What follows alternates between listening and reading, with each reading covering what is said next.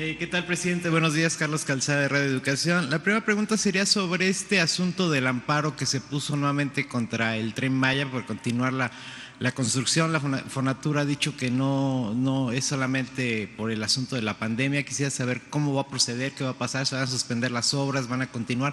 Según entiendo, el amparo fue para el tramo 1 de este ferrocarril. Sí, hoy vamos a tener información. Nosotros vamos a cumplir con los ordenamientos legales. Si una autoridad del Poder Judicial, un juez, un magistrado, nos ordena detener una obra, vamos a cumplir, vamos a hacerle caso, vamos a respetar a la autoridad. Todavía no sabemos qué efectos tiene porque esto no se origina realmente por donde va a pasar el Tren Maya, la promoción del amparo. No son los que podrían resultar afectados o presuntamente afectados, no, son organizaciones. Esto tiene tintes políticos, además es legítimo, ¿no?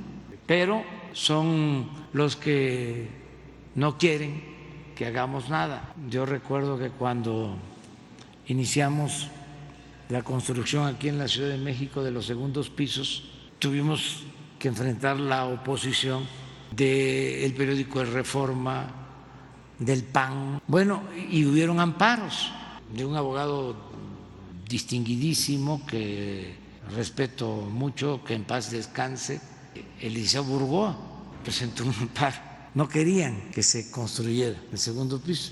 Se cumplió con todo el procedimiento y se hicieron los segundos pisos. Ya luego nos copiaron, pero ya no es igual, porque ahora hasta cobran. En ese entonces era sin pago. Pero siempre hay esto.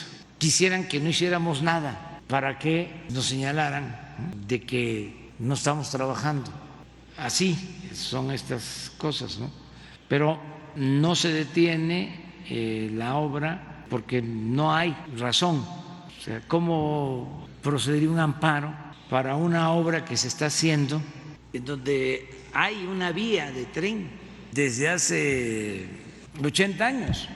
No es hacer un trazo nuevo, es el ferrocarril del sureste. Vamos a imaginar que se está modernizando y que se le van a poner rieles mejores, durmientes, con piedra más resistente, porque ya no va a ser el tren de antes, tren de pasajeros de carga que se desplazaba a 80 kilómetros por hora, va a ser un tren rápido que se va a desplazar a 160 kilómetros por hora, eléctrico. Entonces es modernizar. Ayer explicaba yo de que primero es en la vía que existe o en la carretera. Segundo, que no se afecta la selva. Voy a decir algo que es muy lamentable. Ya casi no hay selva tropical en el país. Se devastó. Eso no lo vieron los ambientalistas. Nada más quedan pequeñas áreas en las zonas arqueológicas. Es donde hay selva. Lo más que existe, cuando se habla de selva, estamos hablando de sitios donde hay maderas preciosas, donde hay caoba, que es la reina de las maderas, donde hay cedros, variedad de árboles muy grandes, ceibas. Bueno, eso desgraciadamente ya no hay, son pocos los sitios. Entonces lo que hay es monte alto y acaguales. Entonces el que no tiene una idea de esto piensa que se va a destruir la selva. Yo les decía que hasta mi hijo me cuestionó, le tuve que explicar que al contrario, se está llevando a cabo en el sureste y en el país el programa más importante de reforestación en el mundo. A ver, desafío, reto, con respeto también, a que me digan en dónde, en qué parte del mundo, en qué país del mundo se están plantando árboles en 1 millón de hectáreas. ¿En dónde? A ver, puede ser que en Europa, ¿no? En ningún lado. Entonces, ¿cómo vamos nosotros a ir en contra de la naturaleza.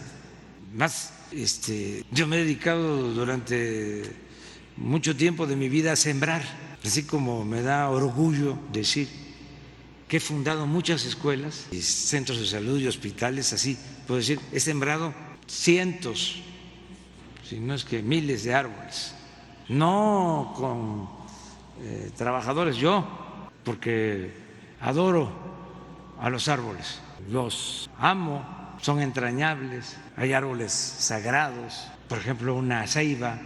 ¿Qué es la ceiba? Pues es un árbol sagrado. Los mayas decían, es fertilidad del suelo y sostén del cielo. Y así todos los árboles tienen una historia. Por ejemplo, durante la colonia, el árbol más demandado por Europa era el palo de Tinto, palo de Campeche. Por eso hasta había piratería. Se llevaban ese árbol que se da en las partes bajas porque servía para darle colorido a las telas antes de que se inventaran las pinturas artificiales. Entonces se llevaban en barco a Europa el palo de tinte para la industria textil. Era tan importante que para que los barcos vinieran por ese árbol y no vinieran vacíos, para darle estabilidad a los barcos, traían de lastre tejas francesas. Muchas casas antiguas todavía tienen las tejas francesas. Entonces, eso fue por siglos. Entonces, estamos ahora sembrando tinto y caoba y cedro y también cacao y café y cítricos, y estamos impulsando todo lo que tiene que ver con mejorar el medio ambiente. Sin embargo, por cuestiones políticas hay esta oposición. Además, habían muchísimas organizaciones que recibían apoyo del gobierno o apoyo de fundaciones del extranjero. Entonces, como ya cambió la política, pues ellos están muy desconcertados, pero poco a poco van a ir entendiendo de que de verdad nosotros cuidamos el medio ambiente. Entonces, ¿confirmaría usted que el tren es eléctrico porque se había manejado que se había optado por el diésel? Tiene las dos posibilidades, pero va a ser básicamente eléctrico.